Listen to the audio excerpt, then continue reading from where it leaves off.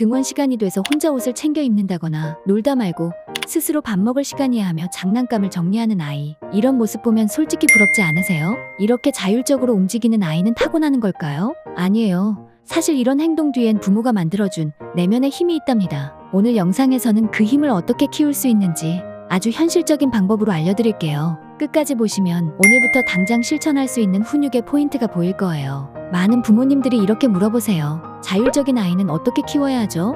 자존감 높은 아이는 뭐가 다른가요? 결국 이 질문들 속엔 아이에게 자기주도적인 태도를 어떻게 길러줄 수 있을까 하는 고민이 담겨 있어요. 그래서 진짜 핵심은 자율이나 자기주도라는 말보다 아이 스스로 움직이려는 내면의 힘을 키워주는 것이에요. 자기주도성이라는 건 스스로 계획하고 선택하고 행동하고 책임지는 힘입니다. 이건 훈육을 한다고 한순간에 생기는 게 아니죠. 예를 들어 돌 지날 때부터 아이가 내가 할래를 외칠 때가 있죠. 그게 바로 자기주도성의 시작이에요. 부모는 이때 해결해주는 사람이 아니에요. 아이가 불안하고 실수하고 시간이 오래 걸릴 때 그 과정을 견디고 연습할 수 있게 도와주는 사람이어야 해요. 왜냐면 부모님이 대신 해주는 순간 아이는 스스로 해볼 기회를 잃게 되기 때문이죠. 예를 들어 배변 훈련할 때 아이가 할 수 있음에도 엄마가 해줘라고 말할 수 있어요. 그때 부모가 바로 도와주면 아이는 도전을 안 해도 된다고 학습하게 돼요. 그래서 도움의 손이 먼저 나가기 전에 잠깐의 기다림이 정말 중요해요. 이건 양치를 할 때도 마찬가지인데요.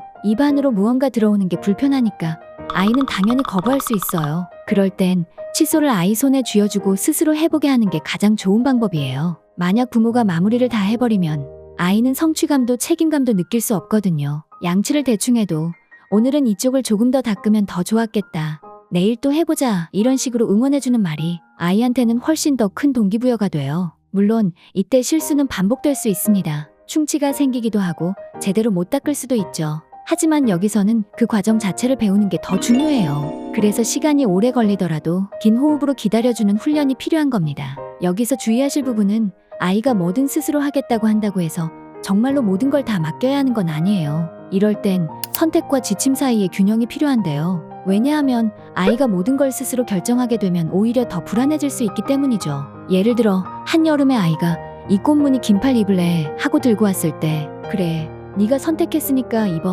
하고 그대로 두는 건 자기주도성이 아니에요. 그건 아직 감당하기 어려운 선택을 아이한테 떠넘기는 것에 가까워요. 오히려 이럴 땐 오늘은 너무 더워서 이 옷은 덥겠는데 지금은 다른 옷을 입고 나가고 저녁에 다시 같이 골라볼까? 라고 말하면 아이의 선택을 무시하지 않으면서도 부모가 기준을 잡아주는 게 되죠. 근데 여기서 많은 분들이 어려워하는 점이 하나 있어요. 아이가 자기 선택대로 안 된다고 화내고 운다고 해서 결정이 바뀌면 안 된다는 점이에요. 그때마다 방향이 흔들리면 아이는 울거나 떼쓰면 원하는 걸 얻는다고 배우게 되는데요. 그때부터 점점 훈육의 경계가 무너지게 되죠. 그래서 들어줄 수 있는 것과 넘어가면 안 되는 것은 반드시 구분해야 해요. 선택권은 줄 수 있어도 일상생활에 영향을 미치는 시간 개념이나 안전 같은 중요한 부분은 부모가 분명히 책임지고 결정해줘야 합니다.